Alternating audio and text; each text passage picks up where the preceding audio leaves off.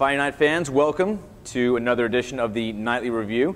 I'm Chad Beatty, the Sports Information Director for Lynn University, and we are sitting here with head coach John Roots of the men's soccer team. And Coach Roots, we're on the eve of going to Georgia. Actually, it's going to be Evans, Georgia, where we're playing in our second consecutive national semifinals, and talk about how we've made it there and how the experience that we've had from last year is going to carry over to this year. Well, I think that making it back is that much more difficult in that, everybody was prepared for us this year. Last year, I think we snuck up on some teams, and with 9 returning starters, we weren't able to do that this year. But I'm proud of our boys that we did get back to the Final Four, and we're hoping that we have maybe a slight advantage over the other 3 teams that are there because we've been there before and they haven't. So we've experienced what it's like to be in the Final Four and play in a game of that magnitude. Now we're going to be there from Tuesday, we travel Tuesday, Wednesday, game on Thursday, and talk about the preparations that are going to go with you and the team leading up to that first game. I mean, we're going to have some time off, we're going to be kicking the ball around. I mean, what's going to be like a routine? What's a typical routine for an event like this? Well, actually, it's mostly downtime. It's not as much fun as you would think. We spend most of our time in the hotel room. But what we want to do is create an environment where the guys are loose. At this point, we're tapering down. So we'll have a walkthrough practice on Wednesday to look at the field, go over our set pieces, and just get the blood flowing. But from here on out, we're probably not going to train very hard. So it's more mental preparation at this point. Making sure everybody knows what it is that they're going to do on Thursday. We're going to spend time on Mercyhurst and learn more about their team. And at this point, it's managing the nerves. Well, talking about nerves, we have 3 teams who have not been to a Final Four in a significant amount of time. Simon Fraser on the west side, on the other side of the bracket, along with Saginaw Valley State. Lynn University playing Mercyhurst on Thursday. Now, what can you tell? The nerves from last year, this year, what do you think these teams are going to be kind of going through in their first trip to an NCAA Final Four, and what can you tell us about these teams? Well, we don't know a whole lot about the other 3 teams that are there.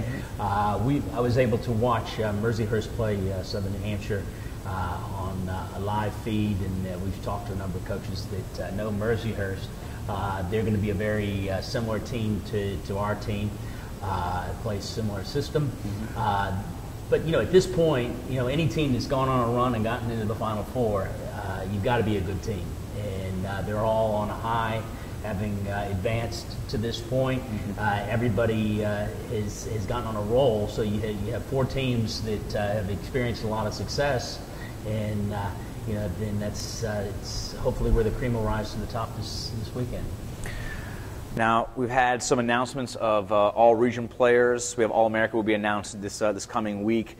Jack Winter, Jason Sanga, Matt DeCerbo, all first-team all-region selections, and can be up for candidacy for All-America.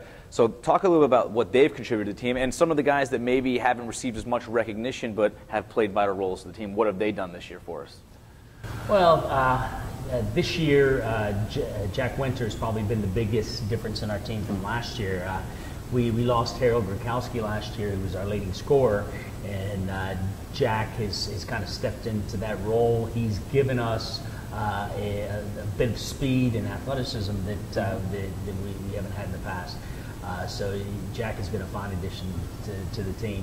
Matt DeCerbo has had another outstanding season. I think he's done even better this year than he did last year when he led us to the Final Four. He's played with a lot more confidence, and he's really has turned in some outstanding performances. And I think that really the key to our success has been our defense and our ability to keep clean sheets. I mean, to be able to go through the playoffs through 3 games and not give up a goal, or we gave up 1 goal at Rollins, but and we responded well, and we've really done well this year based on our defense. So we're pleased with that. But there have been a number of players that have really contributed this year and been keys to our success. We've never had the same person really step up and be the key player in each game. We've had a number of players. Obviously, our 2 central defenders, Jason Sanga A.B. Magnuson have really nailed down the defense. In midfield, we've had a trio to really hold down the middle of the park. Johnny Myrtle has played really well again this season. Robbie Kadili has had an outstanding season, and Yusuf has done very, very well. We've also had solid play from Heiko Eberhardt and Martin the Machine. He is a machine. And they both have played well. And of course, Julian Halder, our leading scorer, has had an outstanding season. So, we're truly a well-rounded team. It's always been a team effort, and we've all contributed. And that's if we're going to be successful in the Final Four, that's what we need, is a great team effort. So the trip, again, that we mentioned before, leaving tomorrow, what's something that you're most looking forward to on this trip, and what do you think some of the things that the guys are really most looking forward to? Well, I'm not looking forward to getting up at 5 a.m. and going to the airport tomorrow morning. However, it's nice to go to the Final Four and have that energy where you have the men and women together there. The Final Four women's teams will be playing there at Evans as well. So there's a lot of excitement around it, and we've got the banquet and a couple other events that kids get to attend. So it's a lot of fun for the student athletes, and I think that just being there and being a part of it creates great memories for these guys. Well, fans, the Fighting Knights will be taking on Mercyhurst on Thursday at 11 a.m. So hopefully we'll get out of the cold there a little bit at 11 a.m. You can watch that game at lynnfightingknights.com or ncaa.com. And the winner of that match will face the winner of Simon Fraser and Saginaw Valley State. That match is slated, the championship match is slated for Saturday at 1 p.m. Also can be viewed at lynnfightingknights.com and ncaa.com.